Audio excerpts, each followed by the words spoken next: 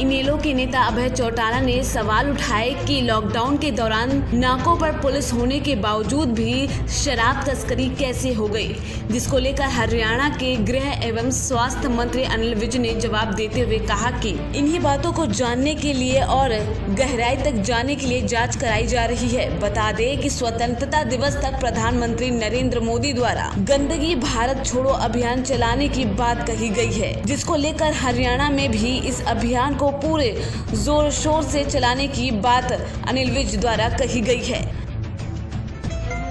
प्रधानमंत्री जी के कहने पर एक आदमी को लगना चाहिए कि इस देश से गंदगी को साफ करें।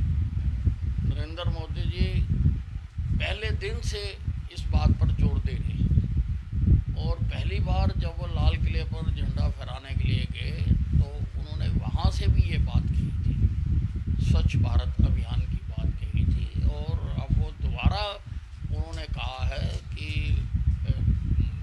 गंदगी भारत छोड़ो, तो ये एक आंदोलन बनेगा। हर आदमी, हर व्यक्ति, हर संस्था इसमें जुड़ेगी और देश से गंदगी को हटाया जाएगा।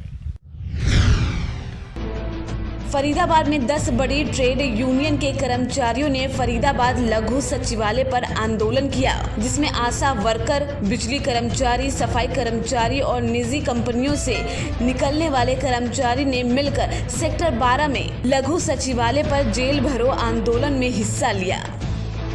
ठीक है शकुंतला, बताएं कि किस लिए इकट्ठे हुए थे और क्या किया आपने? सर, हम आशा वर्कर हैं। आशा वर्कर जितनी भी 3 दिनों से हम हड़ताल कर रहे हैं, फिर भी ये हमारी मांगे नहीं मान रहे हैं। इतने भयंकर कोरोना के चलते हुए भी हम यहाँ पे सड़कों पे उतरे हैं। हमारी रोजी रोटी कोई नहीं चल रही है। जो हमें वेतन मिलता है 4000, उसके नाम पे भी हमें कभी 4 महीने में मिल रहा है, कभी 6 महीने में मिल रहा है।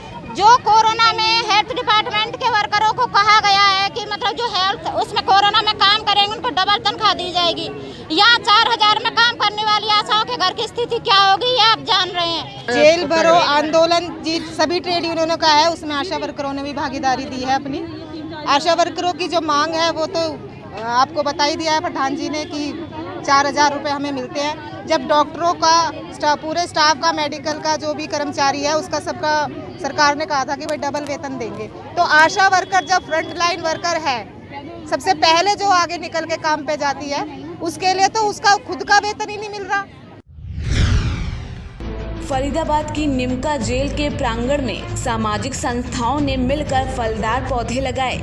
इनमें अमरूद, अनार, जामुन, आम भी के पौधे लगाए गए।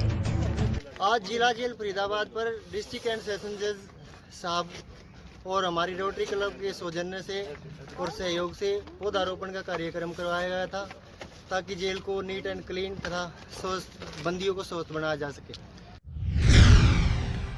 बीजेपी के प्रदेश अध्यक्ष ओम प्रकाश धनखड़ का कहना है कि प्रधानमंत्री किसान सम्मान निधि की छठी किश्त 1-2 दिन में किसानों के बैंक खातों में पहुंच जाएगी। पीएम मोदी ने खुद इसके लिए 17,000 करोड़ रुपए की धनराशि जारी की है। इसका सीधा लाभ देश के 8.5 करोड़ किसानों को मिलेगा। उनके बैंक खातों में सीधे 2,000 रुपए जमा होंगे।